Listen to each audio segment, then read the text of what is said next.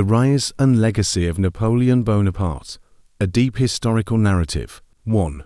Early life in Corsica, 1769 to 1784. Napoleon Bonaparte was born on August 15, 1769, in Ajaccio, Corsica, shortly after France had acquired the island from Genoa. Born into a minor, noble family of Italian origin, he was baptized as Napoleon Bonaparte.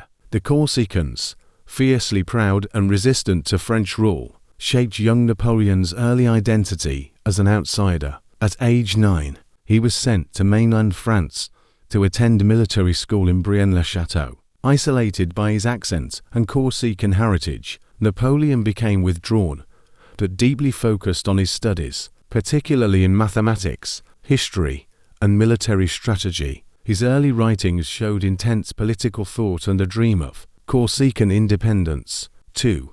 Military beginnings and the Siege of Toulon, 1785 to 1793. At just 16, Napoleon graduated from the École Militaire in Paris and was commissioned as a second.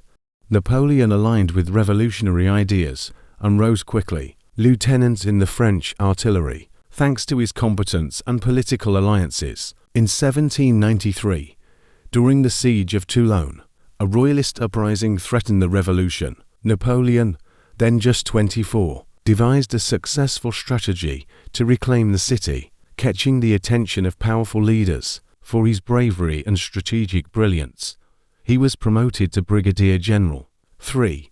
13 Vendémiaire and political ascent, 1795. In 1795, a royalist revolt erupted in Paris. Napoleon, recently released from brief imprisonment due to political tensions, was called upon to defend the government with swift action and heavy artillery. He crushed the insurrection, an event famously called a whiff of grape shot. This act elevated his reputation as a protector of the revolution and brought him into the inner circle of power. 4. The Italian Campaign, 1796 to 1797. Underpaid force against Austria and its allies.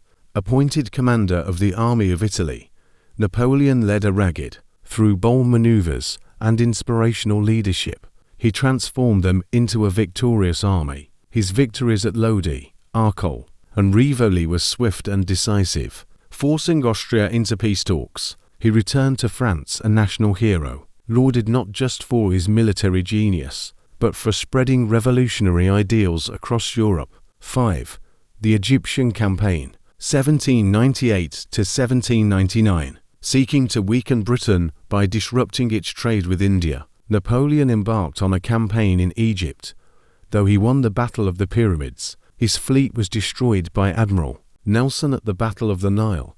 The campaign turned into a strategic failure, though it sparked European interest in Egyptology and produced the Rosetta Stone discovery. During his time in Egypt, France faced political crisis. Napoleon, sensing opportunity, left his army behind and returned to Paris. 6. Coup of 18. Brumaire and the rise of the consulate, 1799. In 1799, France was governed by the weak and unpopular Directory. With political allies, Napoleon orchestrated the coup of 18 Brumaire, overthrowing the Directory and establishing the consulate, with himself as first consul. This marked the end of the French Revolution and the beginning of Napoleon's authoritarian rule. 7. Emperor of the French, 1804. In 1804, after a national referendum, Napoleon crowned himself Emperor of the French in Notre Dame Cathedral, symbolizing his authority derived not from the church but from the people. His Napoleonic Code, a civil legal system, reformed French law and became the model for legal systems around the world. Napoleon centralized the state, modernized infrastructure, and revived education and banking, but also restricted political freedoms. 8. The Napoleonic Wars and European Dominance, 1805 to 1812. Napoleon's reign saw near constant warfare across Europe. His enemies formed multiple coalitions to stop his expansion. Battle of Austerlitz, 1805, a masterstroke victory over Russia and Austria. Considered his greatest, Confederation of the Rhine, he reorganized German states under French influence. Peninsular War 1808 to 1814, a brutal guerrilla war in Spain, sparked by his installation of his brother Joseph as king. Invasion of Russia 1812, his greatest strategic mistake. Though he reached Moscow, the harsh winter and scorched earth tactics decimated his army. Fewer than 10% of his 600,000 troops returned. 9. Decline and first abdication 1813 to 1814. Following Russia, his enemies united. Defeated at the Battle of Leipzig 1813, Napoleon's empire began to collapse. In 1814, Allied forces entered Paris. Napoleon abdicated and was exiled to Elba, a small Mediterranean island. 10.